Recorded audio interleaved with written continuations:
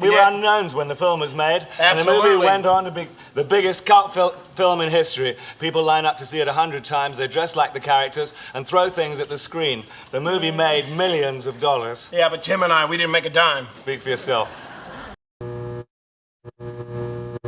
Water guns, toilet paper, hot dogs, rice?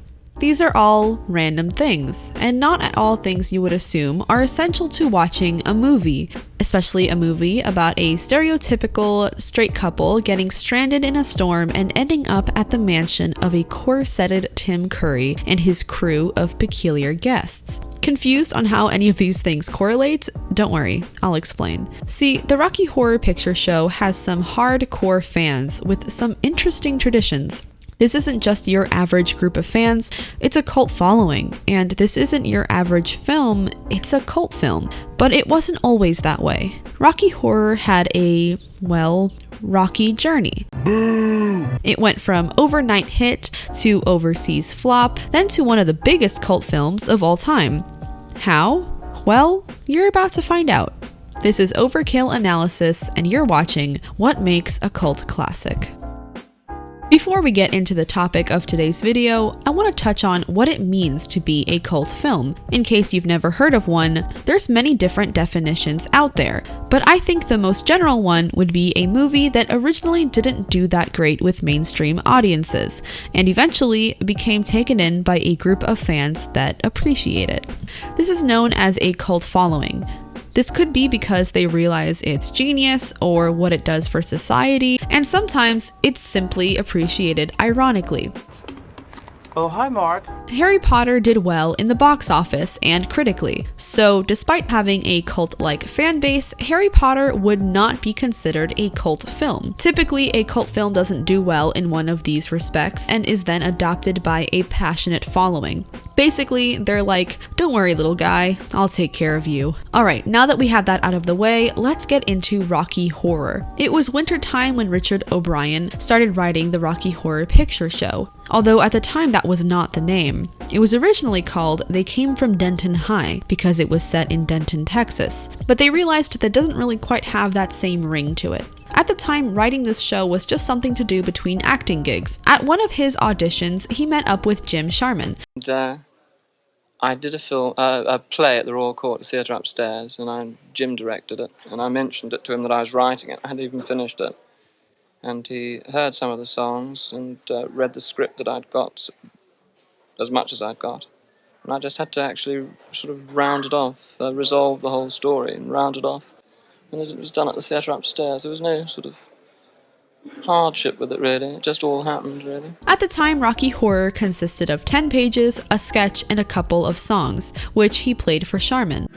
You got caught with a flat. Well, how about that?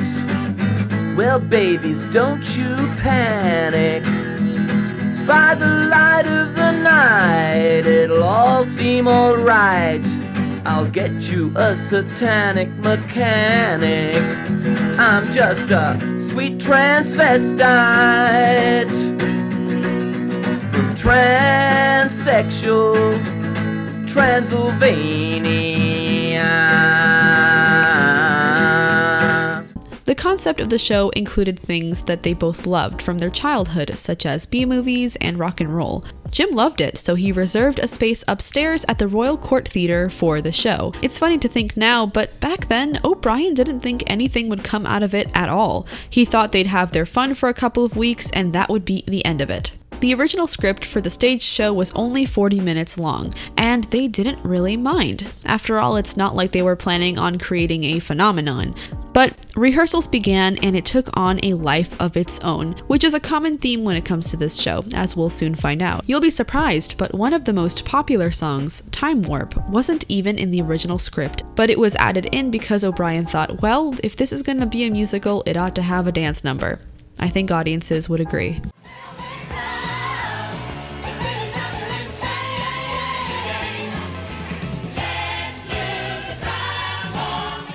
Their little indie rock show was a success. It even got the attention of rock stars and famous artists, one of which being Lou Adler, a film and record producer. He, alongside Michael White, would end up co-producing the movie. Movie adaptations tend to go one of two ways. They're either adored and praised, or they're shunned by the fan base. A lot of the time, it has to do with meddling studios or maybe not respecting the author's original intent. But luckily, that was not the case for Rocky Horror. In order to produce the movie, they were given a pretty small budget and not a lot of time. So there was very little risk involved for the studio, meaning they didn't pay as much attention to them. And honestly, thank God for that. This meant that the movie would be true to the stage show, and a lot of the original cast got to be a part of it, including Tim Curry, which, if you didn't know, was an unknown actor at the time. He'd later go on to be the icon that he is. Hi, Georgie.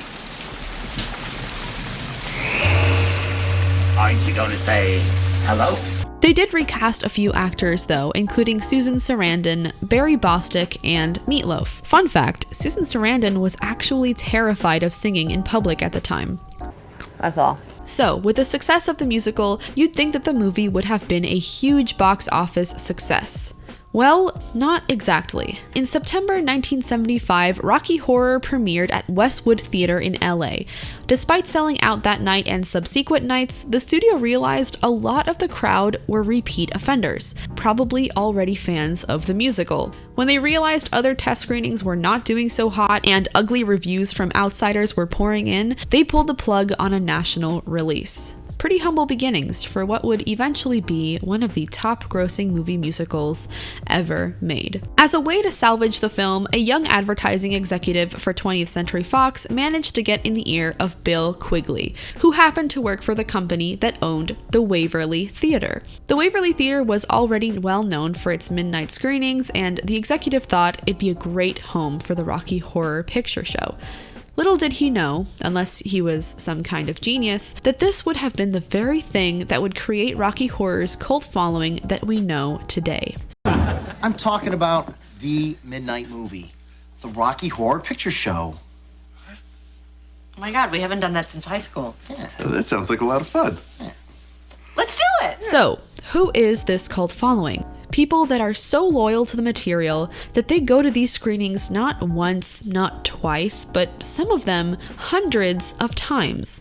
When you look up first-hand accounts of these screenings, you find some of the most heartwarming stories about community and dedication to a beloved film. We all have something that we are a fan of, and whether we know it or not, most of us have at least one film or piece of media that we are the cult fan base of. For the attendees of Rocky Horror, these screenings weren't just a weekend trip to the movies. Like anyone attending a convention, this was a place for like-minded people to gather, united by something they all love and that speaks to them all for different reasons. It's hard to talk about the Rocky Horror Picture Show without noting its importance within the LGBTQ+ community. A lot of the audience was made up of people who loved the movie's embrace for sexuality. After all, the man who wrote it struggled with his identity and sexuality himself. This movie gave people the courage to be who they were on the inside and confront themselves for the first time. The longevity of this movie is largely to do with the way the LGBTQ+ community resonates with it. The world was not what it is today when it comes to representation and expression. Even today, things aren't perfect, but we're getting more and more progressive each day. And it's movies like this that allowed people to see self-expression unabashedly displayed on screen. Don't dream it, be it. Don't dream it, be it. Like I said before, these midnight screenings are what saved Rocky Horror Show, but it's the fan traditions that kept the fire burning. These screenings weren't your casual Saturday at the movies, these were some loyal regulars, to the point where patrons would sit in the same seats every time and start making friend groups within the theater. This familiar feeling led to the sense of community, and what do communities do best but make inside jokes? I love inside jokes. Love to be a part of one someday. It was Labor Day in 1976, and a man named Louis Fares decided to do something that would change Rocky Horror forever. He called Janet a bitch. Specifically, he said, "Buy an umbrella, you cheap bitch," shouted during the scene in which Janet is covering her head from the rain with a newspaper. Not bad coming from a kindergarten teacher. Another one of his classics was responding to this scene. I would like, if I may, to take you on a strange journey. With How Strange Was It? He coined this playful heckling as counterpoint dialogue, something you might recognize today as commentary. And this became standard for Rocky Horror showings. Audiences would wait for a perfect time and shout out funny quips and remarks at the movie, hoping to get a laugh out of the audience. Eventually, they graduated to bringing props for certain scenes, throwing items like rice during this scene, and water guns for the rain scene, newspapers for Janet, toilet paper during this scene, Great Scott! and even hot dogs when appropriate. It's all coming together now, isn't it? When they first brought the movie to the Waverly, management was pretty thrilled. Denise Borden was the manager at the time and kicked things off by playing the soundtrack to Rocky Horror before the movie began in order to set the mood.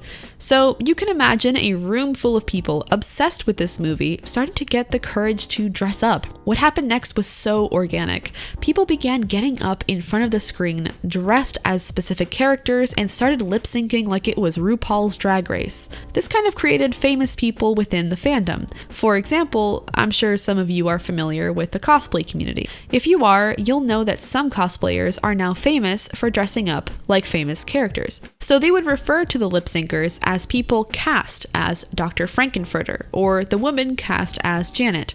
To them, eventually, these people became figures in their own community. Like any fan base, there were arguments, especially when two people would dress up as the same character, which is kind of funny because if you think about it, there's only so many characters you can dress up as. But it's like when you're a kid and everyone is playing dress up, there's always going to be two kids arguing over who gets to be Spider-Man.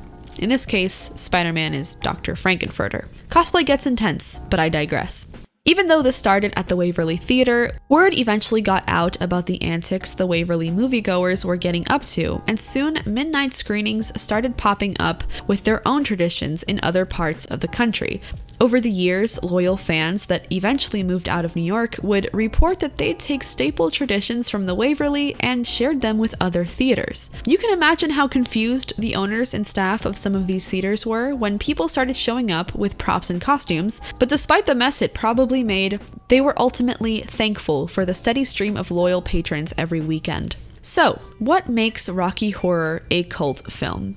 Rocky Horror is pure indulgence. It's campy, glamorous, it's got rock and roll, it has 50s influence, it's simultaneously a parody and a tribute to B-movies. Rocky Horror sends a message to people who don't feel like they belong, whether it's because of their sexuality, their identity, or even if they're just a little too unique for the mainstream. It's not a movie that holds back.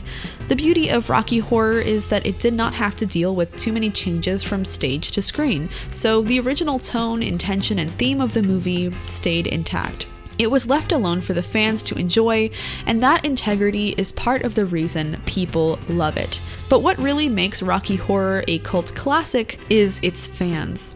When it hit mainstream theaters, it wasn't mainstream audiences that kept the theater busy, it was dedicated fans who resonated with it, who just couldn't stop coming back. The movie being rehomed to the Waverly was a genius idea. The studio knew this wasn't going to be wide release material, so it was given a place where those reoccurring viewers can knock themselves out and watch it as many times as they want. Those fans were given a place to be themselves, to express themselves freely. They felt safe enough to bring props, to yell at the screen, to make themselves heard in a room where everyone else was on the same page. You could be part of the narrative. Rocky Horror is a cult film because it didn't resonate with everyone, but the people it did resonate with, it was everything. In fact, these screenings never ended. You can still participate today. If you go onto the Rocky Horror website, you can print out a fan club card. You can find local shows and be a part of this community that's grown because of this movie and so much bigger than this movie. Most cities across the US have at least one screening every Halloween. Go and look, you might find your town. And when it's safe to do so, maybe you can be a part of the cult yourself.